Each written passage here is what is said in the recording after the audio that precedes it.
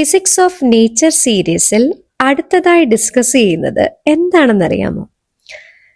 Just have a look at this screen.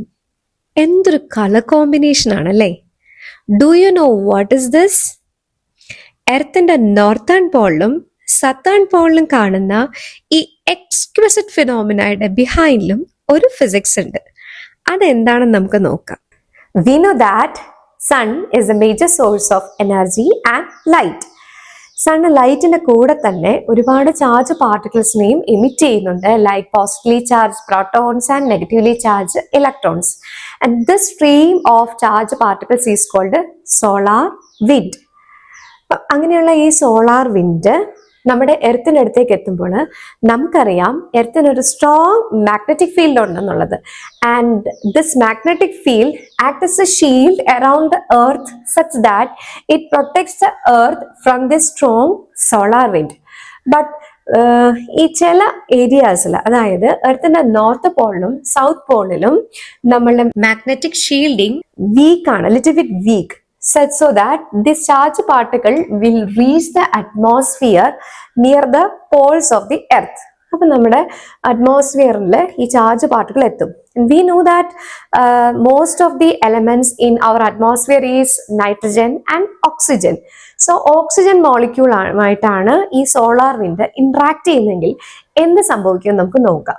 ഓക്സിജന്റെ different energy levels ഞാൻ ഇവിടെ വരയ്ക്കുവാണ്. Okay, അപ്പോൾ ഈ എനർജി ലെവൽസിൽ നോർമലി ഓക്സിജനിലെ ഇലക്ട്രോൺസ് അതിൻ്റെ സ്റ്റേബിൾ സ്റ്റേറ്റിൽ ഇങ്ങനെ വളരെ കൂളായിട്ട് ഓക്യുപ്പൈ ചെയ്തിരിക്കുന്ന സമയത്താണ് നമ്മുടെ ഈ ചാർജ് പാർട്ടിക്കിൾസ് വന്ന് കൊളൈഡ് ചെയ്യുന്നത്.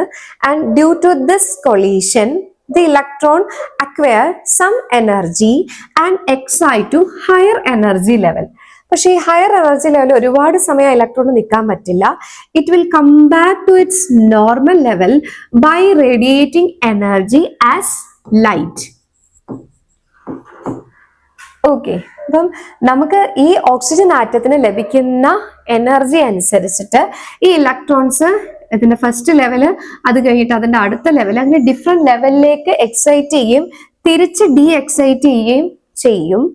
And depending upon this equation is equal to h new.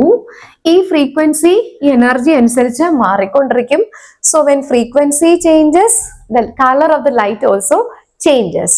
അപ്പൊ നമ്മൾ ഇവിടെ കൺസിഡർ ചെയ്തത് ഓക്സിജൻ ആറ്റം ആണെങ്കിൽ ഓക്സിജൻ ആറ്റത്തിന് ഹയർ ആൾട്ടിറ്റ്യൂഡിൽ, ഹയർ ആൾട്ടിറ്റ്യൂഡ് എന്ന് വെച്ച് കഴിഞ്ഞാൽ ഏകദേശം greater than 200 kilometre from the earth surface, അവിടെ ഇന്റൻസ് സോളാർ ആക്ടിവിറ്റി ആണെങ്കിൽ അവിടെ എമിറ്റ് ചെയ്യുന്ന ലൈറ്റ് എന്ന് പറയുന്നത് റെഡ് കളർ ലൈറ്റ് ആയിരിക്കും എമിറ്റ് ചെയ്യുക.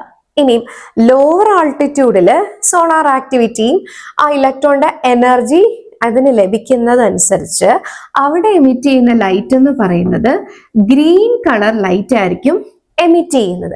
കാരണം ഈ കളർ എല്ലാം ഈ ഫ്രീക്വൻസിനെ അല്ലെങ്കിൽ വേവ് ലെങ്തിനെ ഡിപ്പെൻഡ് ചെയ്തിരിക്കും. സോ ഓക്സിജൻ ആറ്റത്തിന്റെ കേസാണ് ഞാനിപ്പോൾ പറഞ്ഞത്.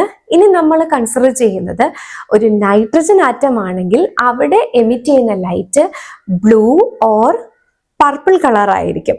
അങ്ങനെ depending upon the altitude and the interactions with the electrons in different energy levels, different colors were produced in the atmosphere.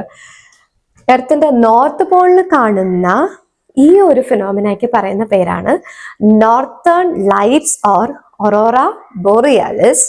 And the phenomenon that occur in the southern pole of the earth is called southern lights or aurora australis.